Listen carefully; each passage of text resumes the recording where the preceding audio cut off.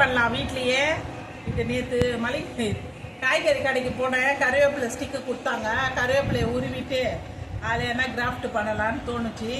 அதனால் சின்ன ஐடியா பண்ணி கிராஃப்ட் பண்ண போகிறேன். கருவேப்பிலை குச்சி தான் இது, சரியா? கருவேப்பிலை குச்சியை நான் இந்த மாதிரி காஞ்சதை இப்படி இந்த ஸ்டெம்மெல்லாம் கொஞ்சம் வளைச்சா மாதிரி விட்டோன்னா இந்த மாதிரி வருது, நல்லா வரும். அந்த மாதிரி பண்ணிக்கலாம். அதுக்கு இந்த இலை லீஃப் ஓட்டுறதுக்கு இந்த பேப்பர், கலர் பேப்பர் வாங்கியிருக்கேன். இதை இதில் ஒட்டி உங்களுக்கு காமிக்கிறேன்.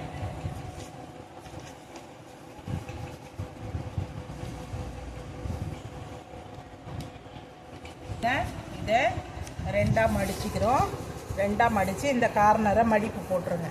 திரும்பியும் அதே மாதிரி இதையும் மடித்து ரெண்டும் சரியாக வச்சு லைன் பண்ணிக்கோங்க. லைன் பண்ணிட்டீங்கன்னா இப்போது 4 பேஜ் வருதா? இப்போ இந்த ஃபஸ்ட்டை வந்து ரெண்டாக மாற்றிக்கோங்க.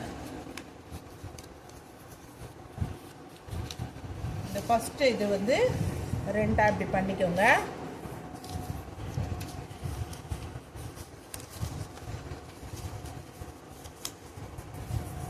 இப்போ இந்த இது வந்து கட் பண்ணிக்கலாம்.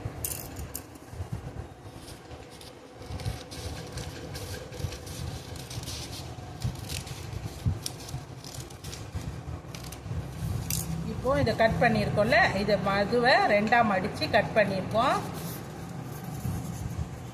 அதை அதே மாதிரி ஃபோல்டிங்கில் 4ஆக ஃபோல்டிங் பண்ணிக்கலாம். இப்போ இந்த 4ஆக ஃபோல்டிங் பண்ணியிருக்கோம் இல்லையா? இந்த 4ல்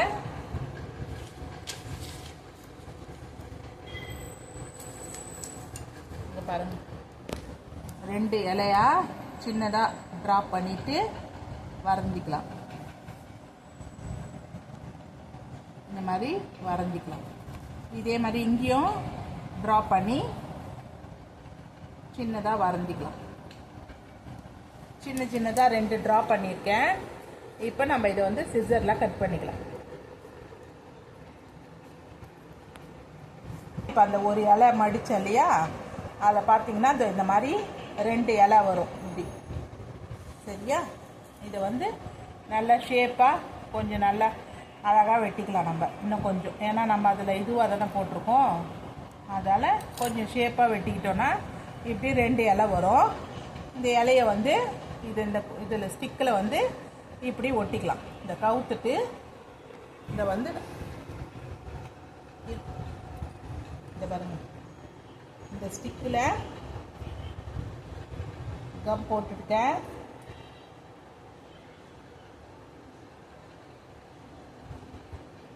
இப்போ இதில் வந்து கம் போட்டிருக்கேன், சரிங்களா? இப்போ இதில் நம்ம இந்த 2ஆக ஒட்டி இருக்கு பாருங்கள், இதை வந்து இதில் ஒட்டிக்கலாம். அப்போது இதை குட்டியாக கட் பண்ண பாருங்கள், அதை வந்து இங்கே ஒட்டிட்டு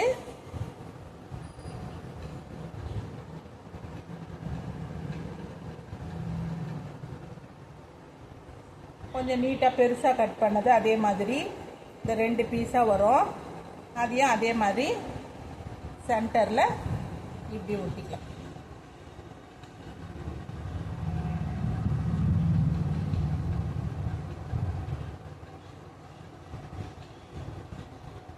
ஒட்டலாம். எல்லாத்துலேயுமே அதே மாதிரி நான் ஒட்டி உங்களுக்கு காமிக்கிறேன். இங்கே பாருங்கள், இந்த செடியை நான் சொன்னேன் இல்லைங்களா, அது மாதிரி ரெடி பண்ணியிருக்கேன். இது இந்த டப்பாவில் நான் ரெடி பண்ணி வச்சுருக்கேன். மேலே மண் கொட்டிட்டு மேலே வந்து இந்த நூல் கட் பண்ணோம் இல்லையா, உள்ளன் நூல், அதோட பீஸ், வேஸ்ட்டு பீஸ் எல்லாம் இதில் பச்சை கலர் கொஞ்சம் அழகாக இருக்கும்னு இதில் போட்டு டெக்கரேஷன் பண்ணியிருக்கேன். இலையை வந்து வெட்டி ஒட்டியிருக்கேன். இந்த பூ மாடல் வந்து நான் போட்டிருக்கேன் வீடியோவில் பாருங்கள் இது எப்படி பண்ணணுன்ட்டு. இதை வந்து நம்ம இதில் அங்கங்கே ஒட்டலாம், கொஞ்சம் பார்க்க இன்னும் அழகாக இருக்கும்ன்றதுக்காக ரெடி பண்ணேன். நம்ம இதை ஒட்டலாம், சரிங்களா?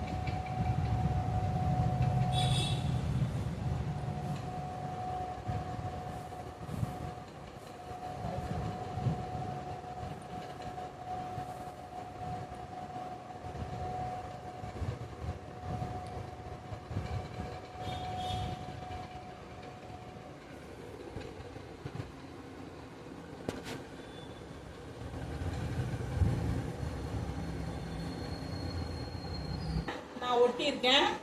இந்த ஸ்டிக்கு இது பண்ணியிருக்கேன், ஐடியா பண்ணி ஒட்டியிருக்கேன். நல்லா இருக்கா பாருங்கள். நீங்களும் இது மாதிரி ட்ரை பண்ணி பாருங்கள். இது வந்து வேஸ்ட் டப்பா தான் பாட்டில். அந்த பாட்டிலை கட் பண்ண மீதி பேஸில் மண்ணை கொட்டி கொஞ்சம் டெக்கரேஷன் பண்ணி போட்டிருக்கேன்.